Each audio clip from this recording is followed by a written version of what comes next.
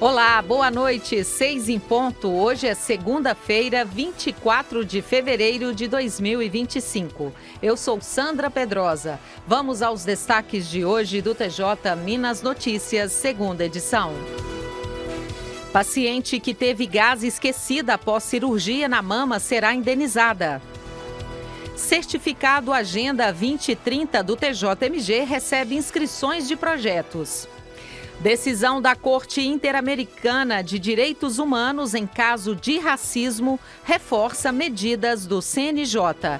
E ainda, sócio administrador de rede de lojas é condenado a 1 ano e 3 meses de detenção por sonegação fiscal. Você está acompanhando o TJ Minas Notícias, segunda edição. Uma paciente que teve gás esquecida após cirurgia na mama será indenizada. As informações com a repórter Isabela Melano. Um médico e o plano de saúde foram condenados a pagar juntos R$50 mil de danos morais a uma mulher que teve uma gaze esquecida durante cirurgia para retirada de tecidos mamários. A decisão é do juiz da 30ª Vara Civil da Comarca de Belo Horizonte, Geraldo Camargo. A mulher fez tratamentos radioterápico e quimioterápico para tratamento de neoplastia maligna de mama entre agosto de 2018 e março de 2019. Em 9 de abril de 2019, submeteu-se a uma cirurgia de mastectomia bilateral, ou seja, a retirada dos tecidos. A paciente relatou que no dia seguinte ao procedimento cirúrgico apresentou dores intensas. Segundo ela, 8 meses se seguiram com dores fortes, febres, infecções, medicamentos diversos e privação de vida íntima e social. O médico a orientava sobre como proceder com higienização, manutenção ou troca de medicamentos e, em algumas ocasiões, a examinava. Em 2019, a paciente notou algo estranho e mandou um vídeo para o profissional dizendo parecer uma gaze. No dia seguinte, compareceu ao consultório e o médico retirou a compressa com uma pinça. O cirurgião se defendeu, argumentando que não houve erro médico, já que os procedimentos realizados foram executados dentro das técnicas médicas. Já o plano de saúde alegou que o registro no prontuário informava apenas que houve uma abertura dos pontos com necessidade de sutura e não apresentava qualquer prova da retirada de um corpo estranho da mama da paciente. O juiz, Geraldo Camargo, afirmou que deixar um corpo estranho inserido dentro da paciente é de extrema negligência. Para ele, a falha atinge não só o médico, mas também o plano de saúde, já que o evento ocorreu nas dependências do convênio. Do Tribunal de Justiça de Minas Gerais, repórter Isabela Melano. Estão abertas as inscrições para apresentação de projetos para obtenção do certificado Agenda 2030 do Tribunal de Justiça de Minas Gerais. A certificação vinculada ao iLab, Unidade Avançada de Inovação em Laboratório, visa reconhecer boas práticas desenvolvidas em setores e comarcas do TJMG. O certificado é anual e entregue a ações internas que contribuem para o cumprimento dos objetivos de Desenvolvimento Sustentável da Agenda 2030 da ONU, a Organização das Nações Unidas. Podem ser inscritos projetos das comarcas e das diferentes áreas do Judiciário Mineiro, como diretorias, gerências, coordenações, núcleos, comissões, câmaras, secretarias judiciais e varas, além de grupos de trabalho. As inscrições seguem até o dia 11 de abril e devem ser feitas por meio do Sistema Eletrônico de Informação. Criada em 2015 por líderes mundiais reunidos na ONU, a Agenda 2030 é um plano global para enfrentar as questões mais imperativas que afligem a humanidade. Ela contém 17 objetivos, entre eles a erradicação da pobreza e da fome, a educação inclusiva, a igualdade de gênero, a gestão sustentável da água e globalização do saneamento e a pacificação das sociedades. TJMG e Tribunal de Justiça de Minas Gerais Militar assinam termo de cooperação. Mércia Lívia. O Tribunal de Justiça de Minas Gerais e o Tribunal de Justiça Militar de Minas Gerais assinaram um termo de cooperação técnica interinstitucional para estabelecer medidas para a realização de depoimento especial de crianças e adolescentes vítimas ou testemunhas de crimes militares, conforme parâmetros do Estatuto da Criança e do Adolescente. O termo prevê a disponibilização pelo TJMG, sempre que possível, de espaços físicos adequados nas dependências dos fóruns das comarcas para a realização de depoimento especial, com a presença de servidores e servidoras devidamente capacitados no acolhimento dessa declaração. Também serão disponibilizados equipamentos e recursos técnicos necessários para possibilitar a transmissão simultânea do depoimento à Auditoria da Justiça Militar Estadual. O documento foi assinado pelo presidente do TJMG, desembargador Luiz Carlos Correia Júnior, pelo presidente do TJMMG, desembargador Jadir Silva, pelo Corregedor-Geral de Justiça de Minas Gerais, desembargador Estevão Luquezzi de Carvalho, e pelo Corregedor da Justiça Militar de Minas Gerais, desembargador Sócrates Edgar dos Anjos. Conforme o presidente Correia Júnior, a assinatura qualifica a atuação das instituições e é uma demonstração concreta da cooperação que deve orientar os órgãos do Poder Judiciário.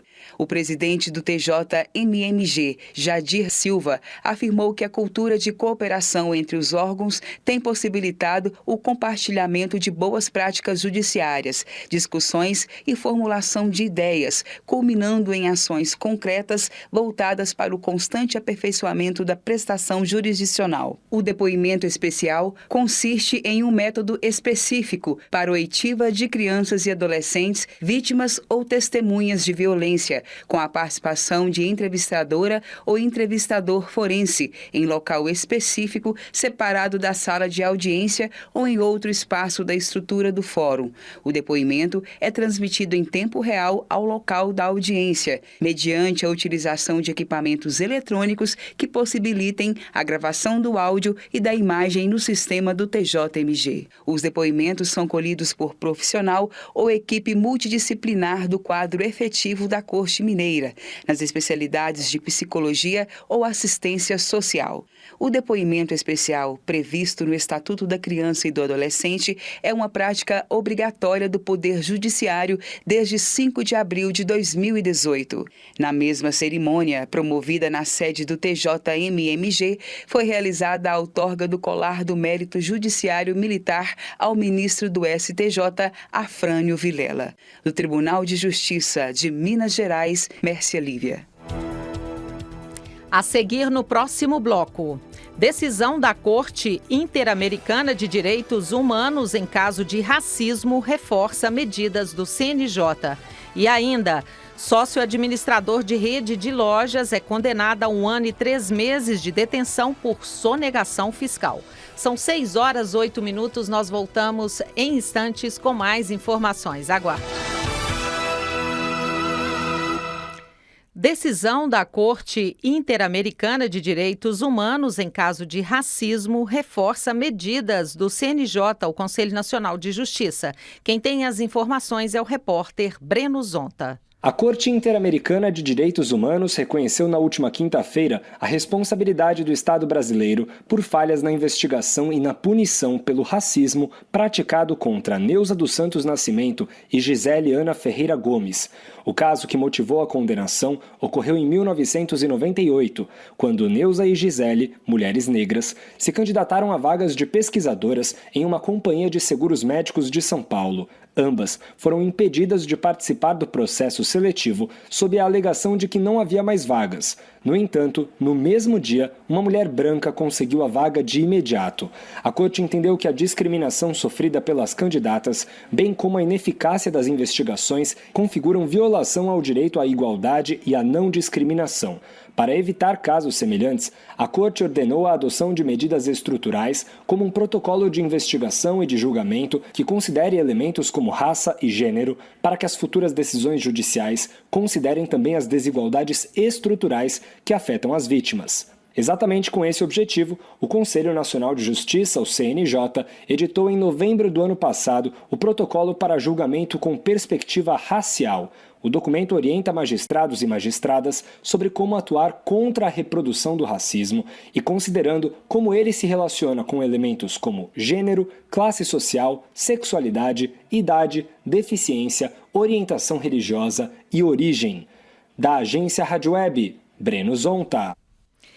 O Tribunal de Justiça de Minas Gerais lança amanhã um documentário sobre a trajetória de uma das figuras mais representativas da história do Estado, Chica da Silva. O público poderá assistir à produção da TV TJ Minas no auditório do Tribunal Pleno na sede do TJMG em Belo Horizonte. O filme Chica da Silva, a Descoberta do Testamento, recupera informações inéditas sobre a personagem, como o testamento de Francisca da Silva de Oliveira, que permaneceu desaparecido por mais de 200 anos e que hoje está sob a guarda do TJMG.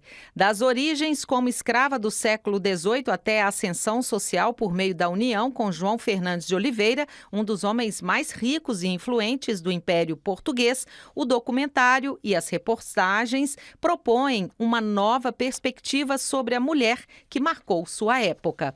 A produção e o hot site com reportagens especiais serão lançados, portanto, amanhã, terça-feira, dia 25, às 5h30 da tarde, no auditório do Tribunal Pleno do TJMG, que fica na Avenida Afonso Pena, 4001, no bairro Serra, em Belo Horizonte. Imperdível, hein? Sócio administrador de rede de lojas é condenado a 1 ano e 3 meses de detenção por sonegação fiscal. As informações com a repórter Raquel Medeiros. O sócio administrador de uma conhecida rede de lojas de artigos e roupas infantis de Belo Horizonte foi condenado a 1 ano e 3 meses de detenção e ainda a perder 3 imóveis. A condenação ocorreu devido ao crime de sonegação fiscal praticado contra o Estado de Minas Gerais. O acusado requereu a apreciação de embargos declaratórios, sob a alegação de que a decisão foi contraditória, e questionaram ainda os critérios de aumento da pena. A juíza Alessandra de Souza Nascimento Gregório, da 5ª Vara Criminal de BH, acolheu parcialmente os embargos. Ela afastou o argumento de que houve contradição, uma vez que a condenação baseou-se em provas robustas e auditorias contábeis que comprovaram o não pagamento dos tributos devidos entre 2016 e 2018. Porém, reconheceu que a pena base, fixada em 8 meses e 7 dias de detenção, foi aumentada em razão da culpabilidade acentuada do acusado e elevado prejuízo causado aos cofres públicos. A juíza Alessandra de Souza Nascimento Gregório acolheu o argumento da defesa e manteve o fator da culpabilidade acentuada. Com esse novo entendimento, a magistrada reduziu a pena aplicada de 1 ano e 6 meses para 1 ano e 3 meses de detenção, mantendo a perda de 3 imóveis na região da Savassi, em favor do Estado de Minas Gerais. A sentença ainda absolveu outros 4 acusados, que constavam como sócios das filiais da empresa. Do Tribunal de Justiça de Minas Gerais, Raquel Medeiros. 6h14. O TJ Minas Notícias, segunda edição, fica por aqui. Uma ótima noite para você, excelente semana. A gente se encontra amanhã. Tchau.